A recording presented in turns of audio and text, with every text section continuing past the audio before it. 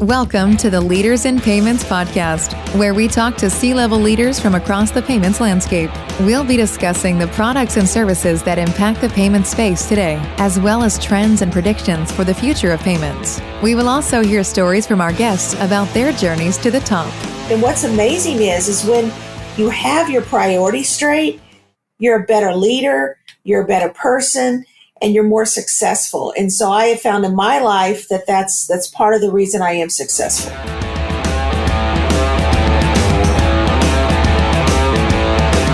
That was Melissa Townsley-Solis, the CEO of GIACT, and she's our special guest this week as we celebrate Women Leaders in Payments Month, sponsored by PaySafe. I'm your host, Greg Myers, and we're really blessed this month to have some great women leaders in our industry on the show. In this episode, I talk with Melissa about her childhood and upbringing in the projects, her faith, her guiding principles, and how she's become a successful leader in the fintech space. This is truly an amazing and inspiring story. So let's get started.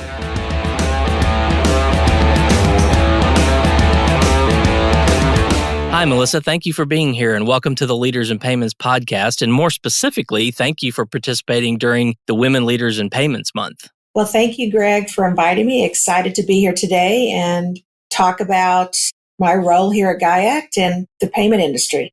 Great. So first, tell our audience a little bit about your role today and what you're doing. And then we'll rewind back and talk about sort of the journey and how you got to where you are today. Sure. So I am the CEO and co-founder of GIACT Systems, and my role here at GIACT is I set the strategic direction of GIACT. Great. So let's talk about your childhood, where you grew up, and what was life like growing up.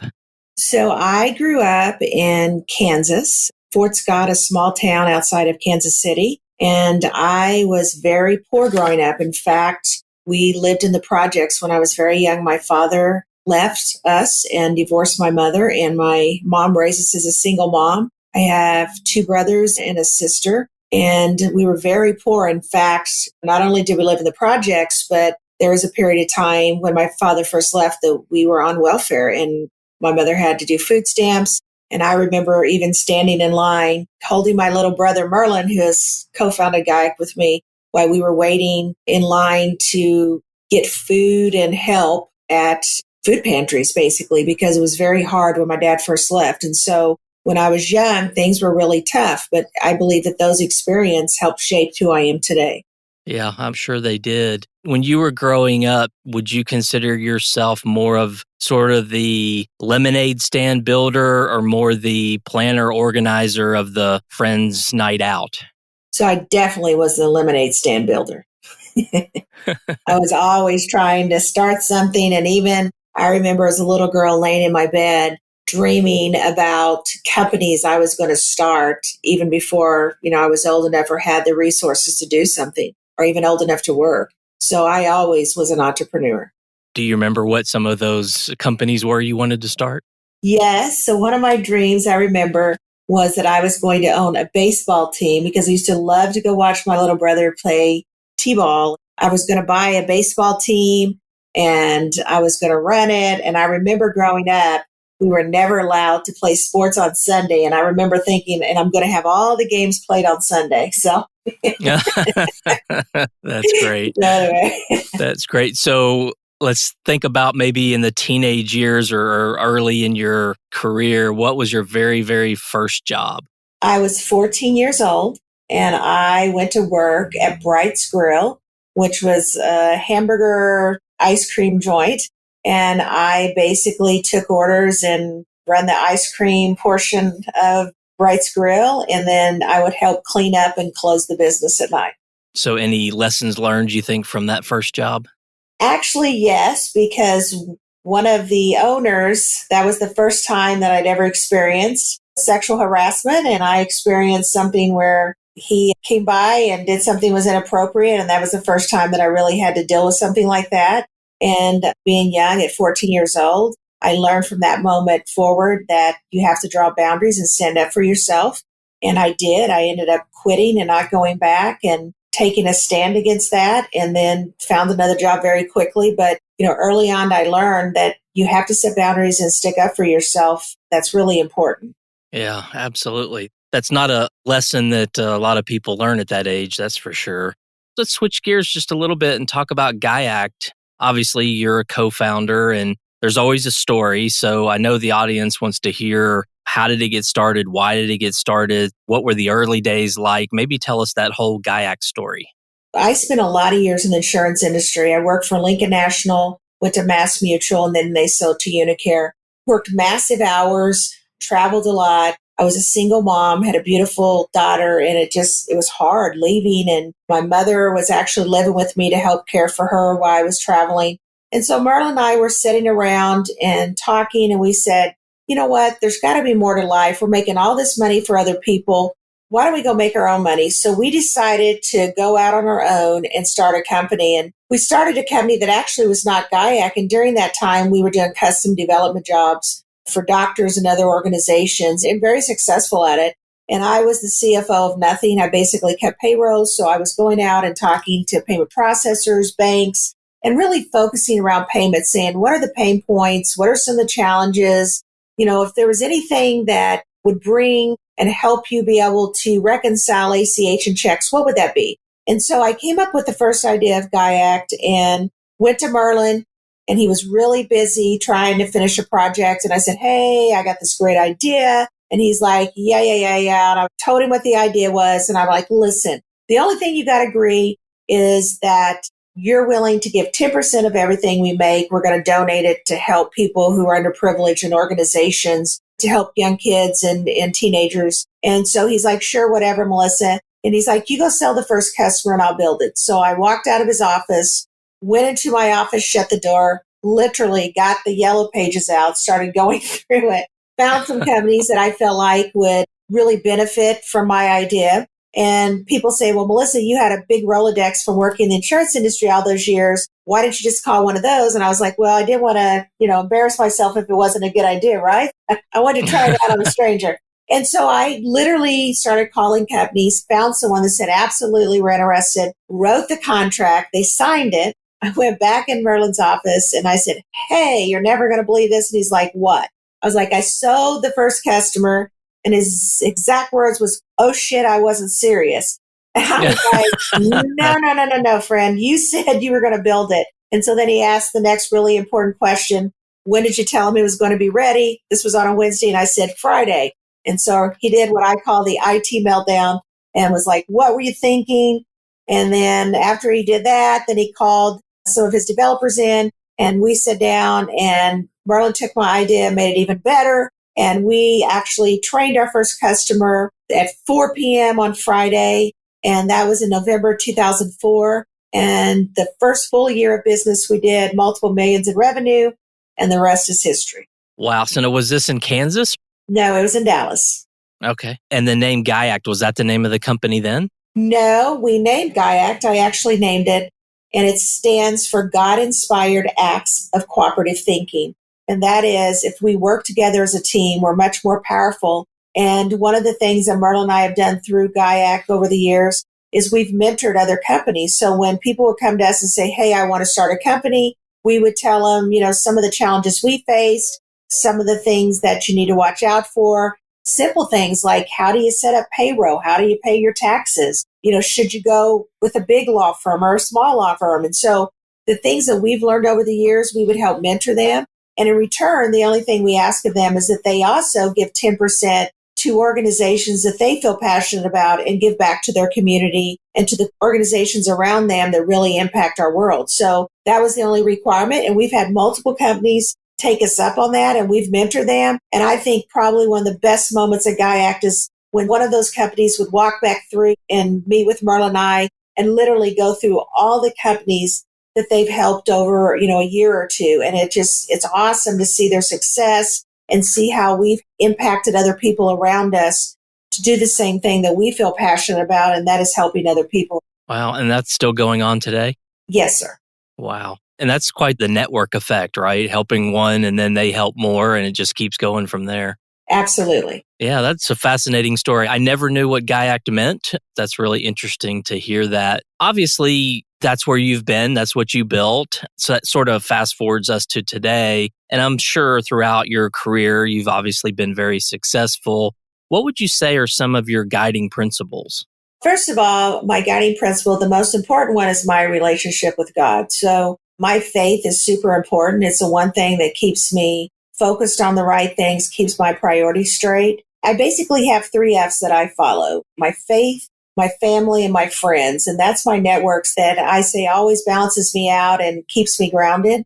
Those are my guiding principles. I think everything else, as long as you have your priorities straight, then everything else falls into place. And I have found in life when I'm struggling and I step back and I pray or I spend time with my family, I realize, hey, Melissa, you don't have your priorities straight. And so I really work extremely hard to keep my faith with God first, and then my family comes second, and then my friends who support me come third, and then GIACT. And what's amazing is when you have your priorities straight, you're a better leader, you're a better person, and you're more successful. And so I have found in my life that that's part of the reason I am successful.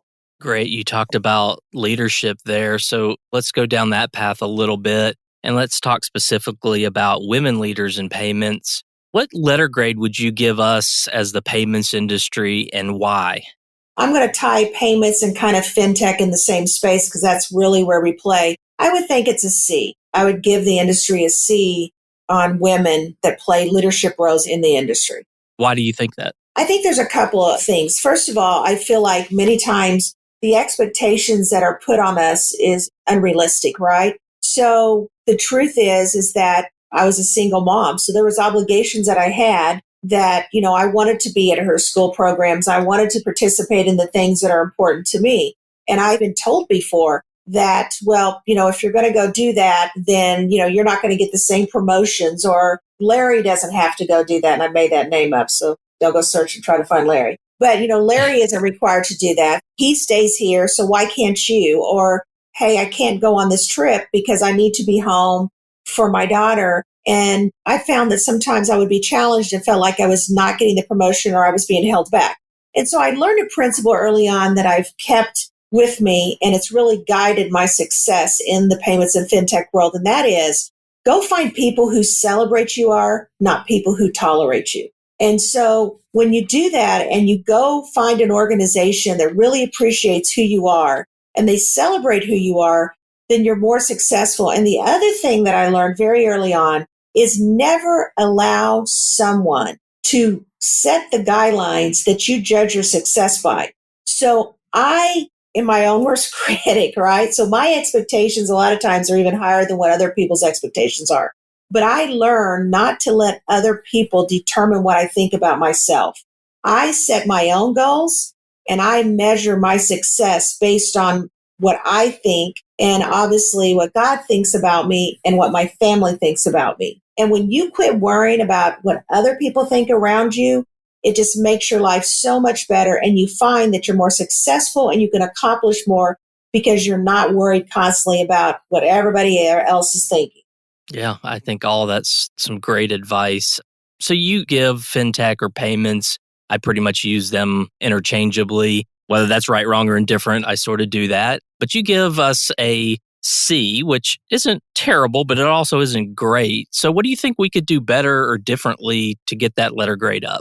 Well, first of all, I think women should be paid equally as men. And so I have found in my life that a lot of times I've actually achieved more than, let's say, a counterpart is, be it they get paid more. I think, first of all, the field has to be leveled. If we're doing the job, then we should get paid equally, right? I think also that there are unique characteristics that women have. They're great leaders, right?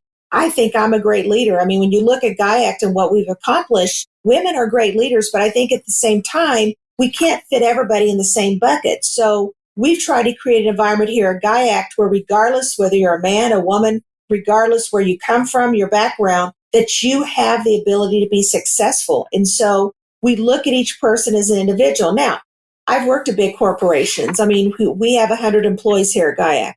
So it's a little bit easier for us to, kind of make exceptions or create environments where everyone can succeed. But even with large corporations, there's a way to be able to allow someone to go attend a program or attend something that's important to them. Because guess what? If you tell them no, you're not getting their best of work anyway, because they're sitting there worried about what they're missing, the moments they're missing, and not being there for the children. So we encourage fathers and mothers, go be with your kids. If there's something important going on, be there for them. So I think that one is, as companies, we should really create an environment that includes both parents, regardless whether it's a father or mother, to be more present for their family, to be able to attend the things that are important to them. And I think that when you do that and then you equal out the pay and create an environment where women can succeed and be leaders, I think that what I have found when you look at the strong leaders that are in this field, they do pretty incredible things, right? We're great multitaskers. We know how to juggle multiple balls at the same time and keep them all in the air. And I think as a mother, there's a lot of things I learned by being a mother that I can use in my business career to further advance and succeed. So I think women are strong leaders. And I think if more people will give them the opportunity and pay them what they're worth, I think that it would really help the payments in the fintech space advance forward. Yeah, I agree 100% with everything you said. When do you think these changes could happen in this industry? Well, I believe how change is going to happen is we need more women like myself that step out and start companies. You know what? I'm proving that women can start companies in this field and be successful and make money. My brother and I did not go out and get any investment dollars. We started this company with our own money, and we proved that you could be successful. And I think one of the things that, I have done over the years, and in fact, that we're in the process of starting another nonprofit that is called Hope, and that is helping women, young girls and ladies that want to be in the fintech payment space, having scholarship and working with them and mentoring them and showing them that they can be anything they want to be and they can be successful in this space. So I think it's through education, going out into schools and finding young women that want to be in this field and providing scholarships and teaching them and mentoring them. And then also is, again, I think it's education. If you're at a company, having the right dialogue with the leaders and the HR and promote, how do we treat our women here? Do we have equal opportunity, equal pay? And a lot of times just posing the questions and having the conversations really makes awareness, and you'll be shocked at the impact that that can have on your company. But again, stepping out and starting companies and being leaders in the space and being successful, I think really paves the way and will help expedite women having equal rights in the space. So this kind of, I think, is a good segue of what you were just talking about. Young women right out of college may want a career in fintech or payments. I think that's a little bit of a newer kind of nuance, right? I don't think that's necessarily the way it's always been, but I think fintech has become that sort of one of the sexier or cooler places to work, right? So what would your advice be, someone coming right out of college, entering the payments industry? What would you tell them they need to do to be successful? Well, first of all, do not allow anyone to dictate your success or tell you what you can do. And it goes back to the thing I said up front. Surround yourself with people who celebrate you that don't just tolerate you. And so as you go out, number one, you need to do your best, right? When you're in college, you need to do your best. Get involved. Look for opportunities to intern during the summer. So we hire multiple interns every year to mentor and help shape the next generation who's going to be the leaders in the payment and fintech space. Make the right decisions. Don't wait until you're out of college and then try to figure out what you're doing. And make sure that when you're going to apply for your first job, that you really look for companies that is going to celebrate you and give you equal opportunity. And also, jump in head first. I tell everybody, I have always in my career found ways to move myself forward, and I worked hard. I gave 110% every job I've ever had or every position I've ever held. I gave 110%. I impacted that company. And regardless of whether they treated me fairly, they always knew that I was there and that they could count on me. So when you go in, give 110% and make sure that wherever you are or have a position, that you impact that environment and show them what you have and what you can offer. Yeah, I think that's all some really great advice. Well, let's wrap up with this one final question. Talk a little bit about GIACT and what you guys are doing to help foster that environment where a woman can bring her full self to work and be successful. You bet. So first of all, when you look at our leadership team, The fact that there are 3 women in the C-suite is unheard of in the fintech space. So our chief legal officer, our chief compliance officer, and obviously the CEO. We also have female leadership on the E level. When you look throughout the company, you see females throughout the whole org chart. And also we pay them. We pay them for, the position. They're paid just like any other person, whether, male or female. So we don't look at a person and say, well, you're a male, so we're going to pay you more. We pay what that position pays. And if they achieve things, we reward them for it. I think also is that we have a very great culture as a team here. So we don't look at anyone and say, oh, well, this is your background or this is what you believe, so we're going to treat you differently. We look at each person coming through our door as an individual, and we reward them and take very good care. I mean, when you look at our employees, we have all of our original employees, and we've been at this almost 16 years.